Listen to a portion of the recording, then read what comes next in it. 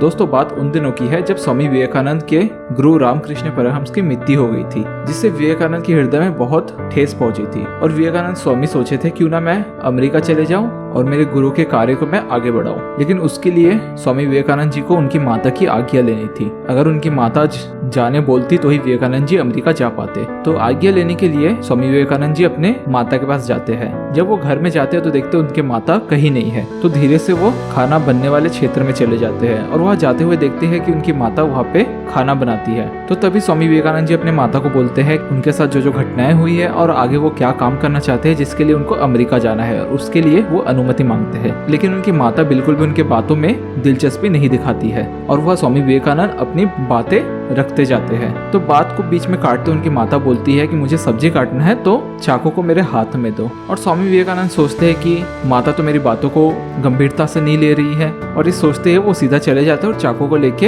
अपनी माता की तरफ बढ़ते जाते हैं। चाकू का जो ऊपरी हिस्सा रहता है, जो धार हिस्सा रहता है, वो स्वामी विवेकानंद जी अपने हाथ में पकड़ लेते हैं और चाकू में जहाँ लकड़ी लगा हुआ रहता है वो सामने रखते हैं और अपनी माता को वो वाला हिस्सा पकड़ने देते हैं। जैसे उनकी माता चाकू को पकड़ती है वैसे उनके बेटे यानी स्वामी विवेकानंद जी को बोलती है कि तुम पूरी तरीके से तैयार हो गए हो, तुम अमेरिका जा सकते हो। और ये सुनते ही विवेकानंद जी सोचते हैं कि ऐसा क्या हुआ, जो माता मेरी बातों में बिल्कुल भी दिलचस्पी नहीं दिखा रही थी वो अचानक मुझे जाने बोल रही है। तो अपने माता से पूछते कि ऐसा कौन सा परीक्षा हुआ जिसमें आपने मुझे सफल घोषित किया और अभी मुझे आप अमेरिका जाने दे रहे हैं। तो उनकी माता बोलती है जब तुमने मुझे चाकू दिया उसका धार हिस्सा तुमने अपने हाथ से पकड़ के रखा और जिस हिस्सा बिल्कुल सुरक्षित है वो हिस्सा मुझे पकड़ने दिया। इससे पता चलता है कि तुम्हारी हृदय पूर्ण रूप से साफ है और अमेरिका जाके आप अपने स्वामी का यानी अपने गुरु का काम आगे बढ़ा सकते हो। और ये सुनते स्वामी विवेकानंद जी समझ चुके होते हैं कि उनकी किस तरीके से परीक्षा ली गई है और उसके बाद वहाँ से वो चले जाते हैं और कुछ समय बाद वो अमेरिका चले जाते हैं। तो दोस्तों इस कहानी से हमको क्या सीखने को मिलती है आप नीचे कमेंट में जरूर बताना। मैं अपनी नजरिया से बोलूँ तो मुझे ऐसा लगता है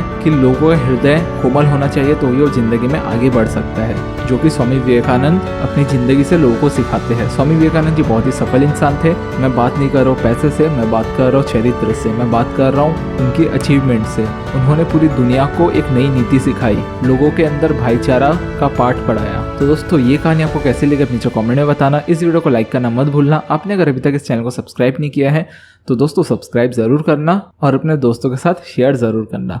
दोस्तों मिलेंगे एक नई वीडियो में नई कहानी के साथ। साथ ही साथ बहुत सारी कहानी इस चैनल में है तो इस चैनल में जाके आप और भी कहानियां सुन सकते हो। तो आज के लिए इस वीडियो को खत्म करते, मिलेंगे एक नई कहानी में।